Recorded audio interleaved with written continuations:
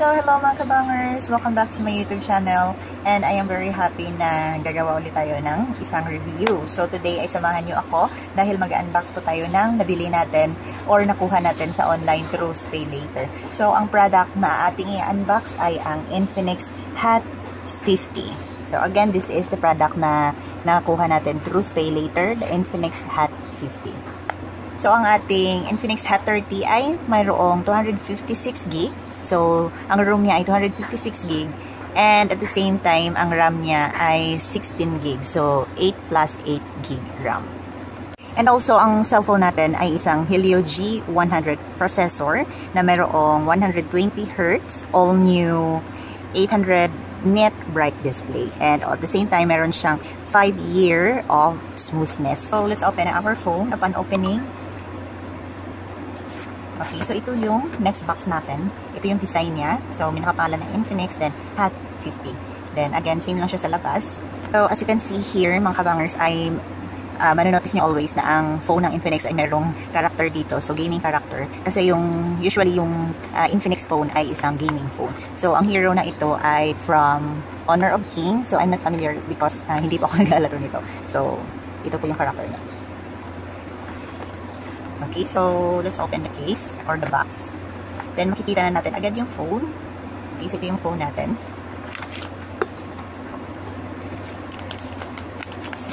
And this one ay naset up ko na pala kasi usually sa phone ng Infinix ay hindi natin siya agad na magagamit compare sa ibang phone. Kasi sa Infinix ay kailangan muna natin siyang i-set up from another device. So ayun, sinet up ko na siya para makita natin mamaya yung screen niya or yung smoothness niya.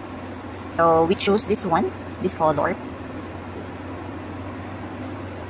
Then, yung camera niya ay meron po tayo ditong tatlo. So, mga kabangers, ang phone natin ay 167.88 in length. So, again, yung length niya ay 167.88 mm. Then, yung width naman niya ay 75.63 mm. And yung thickness niya ay 7.7 mm slim. So, ang phone natin ay slim type na phone. So, let's go na sa other nakasama ng ating box. So, ito yung warranty nila, yung warranty card. This one. At the same time, may pa free case, jelly case. Then, hindi po mawawala yung charger natin. So, ito yung charger natin. So, yung phone natin, again, yung mention ko na kanina, yung RAM niya na 256. Yung room niya ay 256 gig. Yung RAM ay 16 gig, up to 16 gig. So, let's go naman sa ating camera. Yung rear camera niya ay 50 MP. Then, yung front cam natin ay mayroong 8 MP. Okay? So, let's try to open our camera. Okay, so this is our phone. So, first, let us try to check yung smoothness.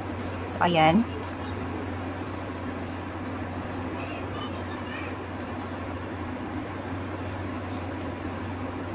So, ayan mga kabangers, ganito yung smoothness niya. So, ayan. So, okay naman yung smoothness niya. Let's go now sa ating camera. Okay. So, as you can see, this one is the back camera, and I can say na clear po yung camera natin. Then, let's go naman sa ating front cam. Ito po yung front cam. So, hindi natin masyado makita kasi naka-flash. So, I will try to get picture na lang.